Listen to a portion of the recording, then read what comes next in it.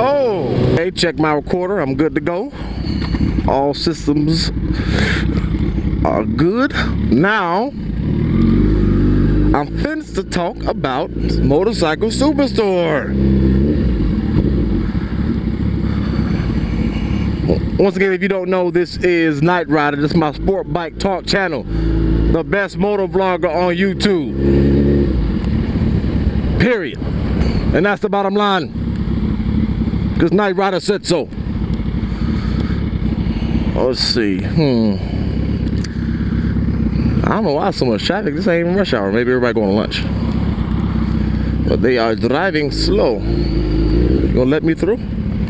Thank you. Don't want to get hit. So, Motorcycle Superstore. Very similar to Revzilla, but different a little bit. So much so that some things I buy from Revzilla, other things I buy from Motorcycle Superstore. It depends on their sales and sometimes their point accumulation. Now, Motorcycle Superstore is very similar.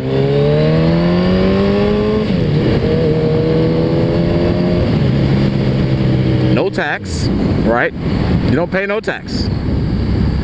And you get points toward your next purchase. Now, the difference being is that Motorcycle Superstore has a cumulative point program. It's where if I spend $300, I get 300 points. Now, you only get $5 for every 150 points with them, whereas you get $5 for every $100 you spend at Revzilla. Sometimes that can be a good thing, sometimes it can be a bad thing. Now, Revzilla does not go by a cumulative point system, meaning if you spend $350, you only get points, money, toward the purchase of that $300. That $50, like it wasn't even there. Right? So, and they have a cap too. Both companies have a cap on how many. Actually, no, I'll take that back. Motorcycle Superstore does not have a cap on how many points you can accrue on each purchase, but Revzilla has a cap on how. They don't have points. They just give you money. So, if you're gonna spend $1,000 at Motorcycle Superstore, they're gonna give you 1,000 points, I believe. If I'm wrong, you don't let me know, but I'm pretty sure I'm correct on that. So that's why some things I buy Superstore, some things I buy Revzilla, and they both have their closeout section. And closeouts are awesome. You need to check the closeouts all the time because I have gotten some crazy deals. I got a Roland Sands Mission leather jacket for $179. Originally $500, and not that bullcrap like, oh, this is valued at $500. No, I checked the quality of it, the trim and finish of it. That jacket is more well put together than my Alpine Star Jaws jacket. Slightly, I mean, it's a different jacket, it's more of a cruiser, but as far as the quality of it, you can tell it's worth more. So, but I caught it at, last minute in the closeout section, and I have to say my favorite jacket. So always check the closeouts for gloves, boots, whatever, because you never know what you'll find.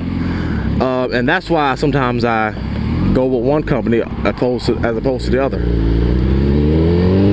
They got different sales and stuff going on. You gotta be frugal. Most of us ain't rich.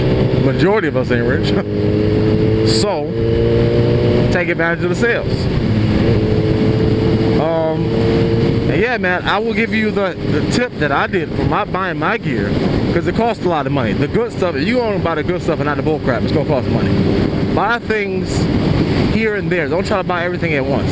And I did it over the winter time, so I wasn't in a rush for it. But I will say,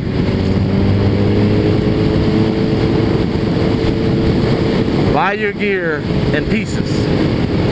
Especially since the companies sometimes have a cap on how much points you can get to your purchases. So don't make all your purchases on one order. But I bought in pieces. I buy some gloves this week. I buy my jacket next month. I buy my boots this week. That way I spaced it out. And about time I got to summertime, I was ready to go. Actually, it's one last piece I need. I need some Kevlar jeans, but everything else I got, and I'm good to go. So, definitely take my advice on that. It'll help help offset the, you know, the heavy burden of it, having to drop $600, $700 in gear at one time. That's to those who have money, they're like, yeah, whatever. But all the rest of us, that's a lot of money. That's a stinking mortgage. It's a mortgage payment. So yeah, take my advice on that and definitely gear up. You know, people say that, you know, gear blah blah don't matter. I've seen people fall down without gear. And who says people assume that if you fall down, you're just gonna plat dead. There's nothing gonna be in between. No, a lot of times you can fall and just seriously injure yourself. Scrape off half your skin. You know, bang your head. You ain't gonna be dead, but you might be messed up for the rest of your life. Whereas if you had on gear, you wouldn't have had that problem. So don't listen to those people that say like, whatever. I'm gonna live my life how I'm gonna live, blah blah blah. They're not saying that stuff when they're laying up in the hospital bed or when they scraped off half their skin. I saw a guy in a scooter fall down. A stinking scooter. How much time on this thing? A guy in a stinking scooter fall down and hit his head. He was making a quick, not a quick, but just a small right turn. And he hit some gravel and bust his head open. I don't mean cracked open where, you know, like brains coming out, but he hit his head hard. He had blood gushing down on his shirt and everything. It was bad. I'm not exaggerating either. I wish I had my GoPro on at the time, but I didn't. And he had on a t-shirt and shorts. And I mean, this wasn't like one of those big fast scooters. This was a little itty bitty small tiny kid scooter. And he could have been going a little faster than 15 miles an hour.